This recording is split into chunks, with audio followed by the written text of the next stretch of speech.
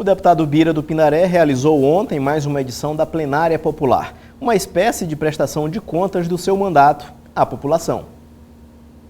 Foi uma reunião para prestar contas aos representantes dos movimentos sociais e ao Conselho Político do Mandato Popular sobre o primeiro ano de atuação como parlamentar. Na ocasião, o deputado Bira do Pindaré falou sobre o trabalho realizado durante o período em que foi secretário de Estado de Ciência, Tecnologia e Informação e destacou a importância da parceria com a sociedade para a construção de um mandato atuante e voltado a atender às reivindicações da população maranhense e sobre a importância do Conselho Político do Mandato Popular. Na verdade, a gente está aqui para exercer uma representação. E por ser um representante, nós não temos como nos guiar sem ouvir as pessoas, sem ter esse canal aberto com a população.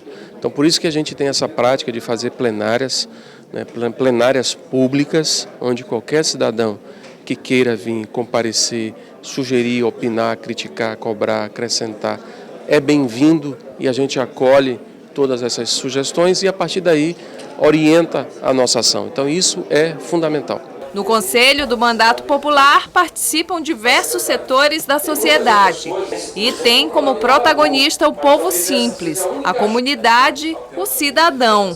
Cada um dos segmentos representados contribui na criação de projetos e ideias que atendam aos segmentos organizados da sociedade, dando mais atenção aos setores mais excluídos, como, por exemplo, a juventude.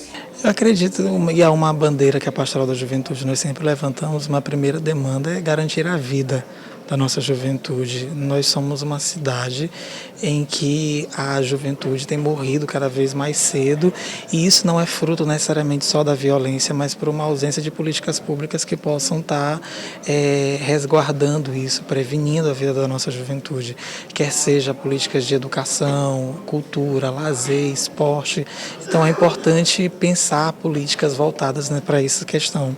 A reunião, promovida no plenarinho da Assembleia Legislativa, contou ainda com a presença do secretário de Estado de Meio Ambiente e Recursos Naturais e de lideranças partidárias do Maranhão. No Brasil, já resta muito pouco de mandatos populares.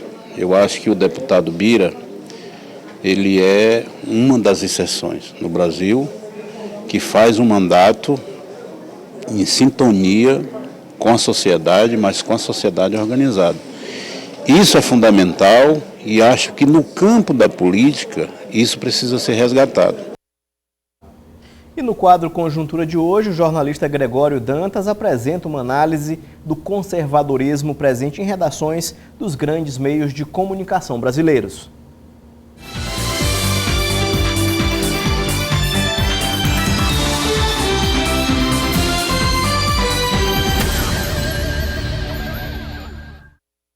Quando pensávamos que a imprensa brasileira não poderia nos surpreender, eis que surge a mais vendida revista semanal e arrebenta todos os critérios de noticiabilidade. A fase difícil nossa, bela, recatada e do lar, soa tão período colonial, chego a ter vergonha alheia de quem escreveu tamanho disparate. Não sei se o pior é a infâmia, a piada ou o mais puro preconceito mesmo. A matéria da revista gerou polêmica e milhares de pessoas publicaram em suas redes sociais memes ironizando as características atribuídas pela publicação à vice-primeira-dama, consideradas misóginas. Antes de tudo, é bom lembrar que o termo primeira-dama já é um termo machista, porque não existe equivalente para homem. E em nossa sociedade machista, não existe porque se espera é que o homem seja o político que está no poder, enquanto a mulher seja apenas sua esposa, a decorativa. O texto nada mais é que um elogio pobre e bobo ao fato da vice-primeira-dama ser discreta, falar pouco e usar saia na altura do joelho. Conteúdo comum nas revistas de comportamento feminino lá da década de 30. É claro que houve uma intenção de impor um estereótipo do que seria o comportamento adequado de uma mulher. É como se dissessem: mulher boa é a esposa, a que está por trás de um grande homem, a submissa. A imprensa conservadora, não satisfeita com a manipulação e a tempestade de matérias tendenciosas, agora quer impor o perfil da mulher ideal. Com esse desserviço, conseguiram, na verdade, vender um pouco mais de revistas e uma superexposição da pior forma possível: pobre, machista e infeliz. Quero deixar claro que não vejo problema algum na mulher que escolhe ser dedicada à família e ao lar. Afinal, o importante é ela ter o direito de ser o que bem entender. Também não existe nenhum problema com a vice-primeira-dama.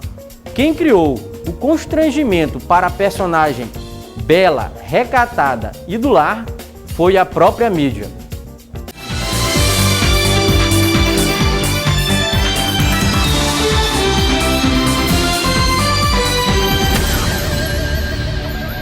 Acontece hoje, a partir das 4 da tarde, mais uma edição do projeto Quarta Cultural, idealizado pela Diretoria de Comunicação da Assembleia. Em um show compacto, o grupo Madrilenos vai fazer uma homenagem aos 100 anos do samba no Brasil. O Quarta Cultural é realizado no auditório do Complexo de Comunicação aqui do Legislativo. A entrada é gratuita. O evento também vai ser transmitido ao vivo pela TV Assembleia.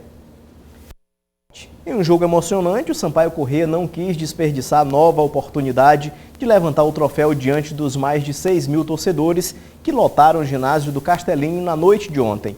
No jogo, quarto da decisão da Liga de Basquete Feminino, o Sampaio fechou a série final por 3-1, com uma vitória de 78-50 sobre o Corinthians Americana. Você acompanha a matéria completa sobre essa vitória do basquete amanhã, aqui no Portal da Assembleia.